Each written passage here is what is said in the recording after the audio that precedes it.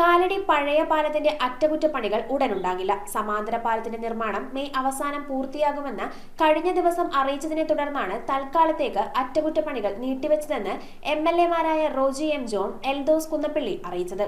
കാലടി പഴയ പാലത്തിന്റെ അറ്റകുറ്റപ്പണികൾ ഉടനുണ്ടാകില്ല. സമാന്തര പാലത്തിന്റെ നിർമ്മാണം മെയ് അവസാനം പൂർത്തിയാകുമെന്ന് കഴിഞ്ഞ ദിവസം അറിയിച്ചിരുന്നു. അതിനു പിന്നാലെയാണ് തൽക്കാലം അറ്റകുറ്റപ്പണികൾ നീട്ടിവെച്ചതെന്ന് അങ്കമാലി MLA റോജി എം ജോണും പെരുമ്പാവൂർ MLA എൽദോസ് കുന്നപ്പള്ളിയും അറിയിച്ചത്.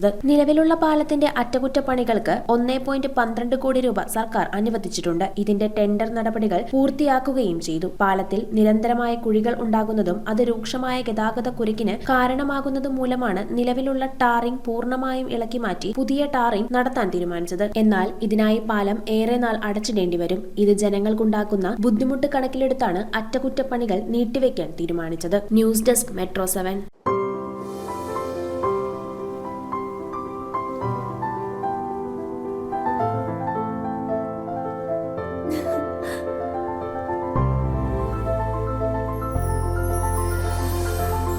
കളങ്കമില്ലാത്ത സൗഹൃദം പോലെ കലർപ്പില്ലാത്ത വിശ്വാസം. കല്ലൻസ് ജ്വല്ലറി.